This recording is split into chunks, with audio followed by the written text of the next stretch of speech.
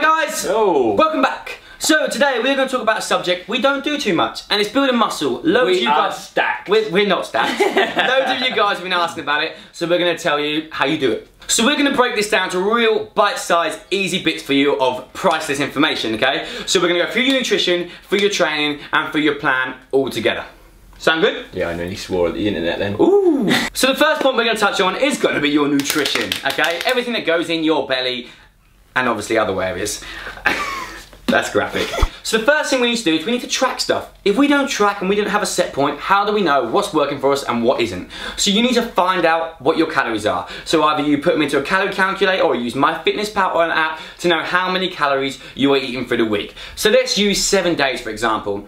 Tot all your calories up for the 7 days, divided by 7, that's giving you an average of how many calories you've eaten for the week. If you have not gained any fat, any muscle, and your workout staying kind of constant, you are not eating enough. If you're going too much, then you need to take your calories down slightly, but at least you know where you are starting from. So now you've got your rough daily calorific intake sorted. So then you start to play with body types, different body types. Me and John's more of an ecto, I'm more of a meso. And you start to work around calorie timings, carb timings, protein timings, cycling, backloading, whatever you want to call it. For me personally, being a bit of a meso, I tend to plan my carbs more around my workouts. I have high fat, high protein based breakfast, really no sugar, little sugar as you can possibly get to increase insulin sensitivity. Post workout, that's when I bang my starchy carbs in with a little bit of protein.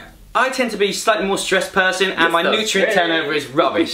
So I like to consume more frequent but slightly smaller meals for the day. I will still start off with a protein and fat breakfast unless I'm training in the morning just because I prefer it, okay? And then I will stick the bulk of my carbs around my workout window. So basically the bulk of my sugary carbs, I might have rice pudding and bananas and stuff like that, will go after my workout.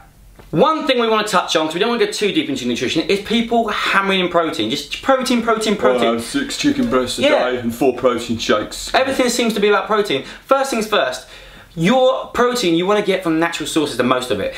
Supplements are great, but that's what they are. They're supplements to your diet. You might want to get some real fast protein in post-workout, so you're going to have whey. Great, it's going to get into your bloodstream much faster.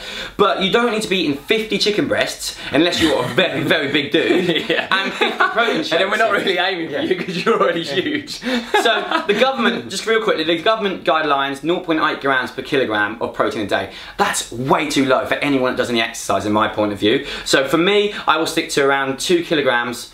2 kilograms? 2 grams per kilogram. But you can go up and down as you wish. So now that your nutrition is absolutely nailed, the next most important thing, funnily enough, is getting in the gym. Oh yeah. It's all about the training. And the most important thing we can say, progressive overload. Oh yeah. Basically means every single time you go in the gym, you want to be pushing a little bit more. If you think you started on a bench press with 60 kilos this week, next week we want you to try 61 or 62 kilos. And then the following week, 63 or 64. Or change your rep for your tempo. Pushing it up, yeah, change the tempo, change the rep range, change the stimulation. Improve the man movies. Hell yeah. Okay, so real basic idea of a program. Let's say you train 4 times a week and you do, you lifting, like kind of typical bodybuilding, okay? So let's say, for example, on Monday you do legs, Tuesday you do chest and triceps, Thursday you have back, and Friday you have shoulders. I'd probably stick another legs day in the weekend as well if I was you, twice a week. Yeah, boy. Yeah, buddy. So, when it comes to your exercise, let's just use legs day for example. You want to start with your bigger compound movements on the whole, okay? So things like your squats, your leg presses even, your lunges, all these kind of compound multi-joint movements,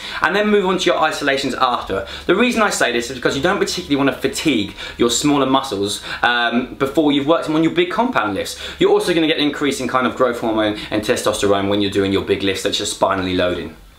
And also, one more note, don't neglect the other muscles. We all know which ones we want to train. The ones where we can see. We train the chest, we train the quads, we train the biceps, maybe the triceps because you'll stand in the mirror going, I can see my tricep. Here, buddy. But don't forget to train the hamstrings. Everyone loves some really big chunky hamstrings, and your rear delts because we don't want any Quasimodos walking around the gym. Those postural muscles are so important to work. It's not all about the aesthetics. The most important thing obviously is planning everything. But when you train, you need to attack every workout. You need to be in the right mindset. You really need to not cheat. So on your tempo, with 4 seconds down, it is 4 seconds of the eccentric.